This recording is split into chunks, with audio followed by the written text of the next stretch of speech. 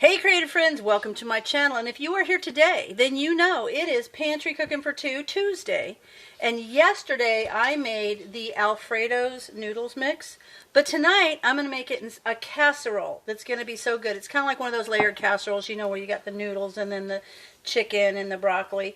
So good. But first, what I need to do, follow the instructions on the jar, and I've got 1/4 cup of milk, and 1/4 cup of the Alfredo sauce mix, and 2 tablespoons of melted butter. And normally it says what you should do. That kind of started to cool down, so I'm going to scoop it out.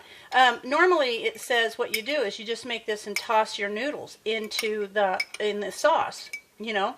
But what I'm going to do here, I'm going to do a casserole where the noodles are actually going to cook in the oven.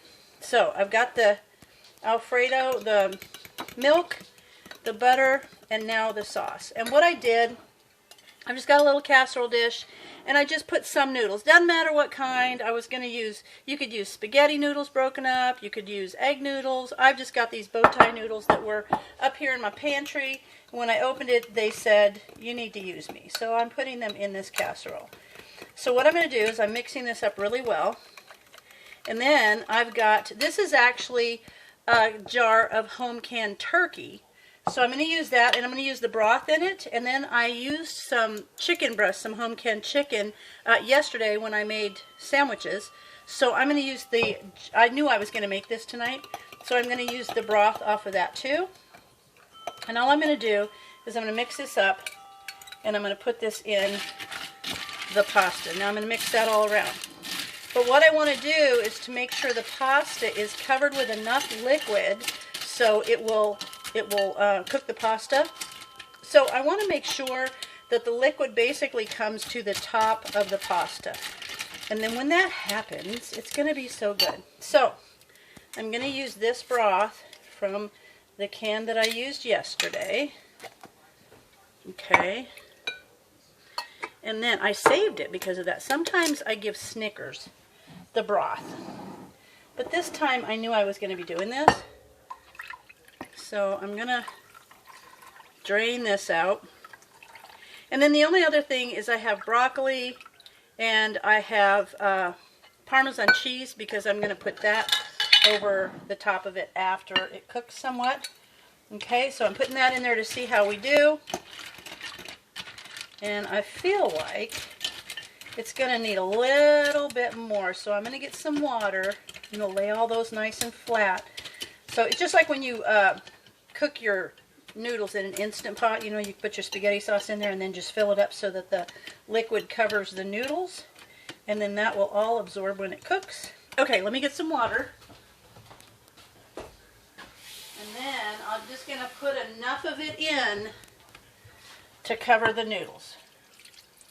Okay, and now that's all I'm going to do, because I'm going to put broccoli in there, and I know there's going to be broccoli on that, and there's going to be broccoli in the, or there's going to be moisture in the turkey also. So now I'm just going to spread the turkey. Now you could do this with your home canned chicken if you wanted. You could do it with anything, any kind of, you could even do this with like beef or pork. It doesn't matter. So I'm going to break up that turkey in there. That smells so good. I love home canned turkey. I love home canned meat. My dad said when he was growing up, his favorite meat, his favorite thing was when my grandma would make home canned beef, and she would just pour it out of the jar, make gravy, and put that over mashed potatoes. So when he was growing up on the farm in northeastern Colorado, that was his favorite meal. Okay. Now I've broken that all up. Now I've got some broccoli, and I'm actually going to get a knife and cut those into smaller pieces. So I'm just going to cut those up. Those are pretty big, and they're frozen. They're still a little bit frozen, and that's fine. That'll just add a little bit more moisture. Put this in here. And then I'm going to put the lid on, and I'm going to let it cook for about a half an hour at 350, and that should, and then I'll check the noodles, the pasta, and if it still needs to go a little bit, I'll just keep letting it go until the pasta's done.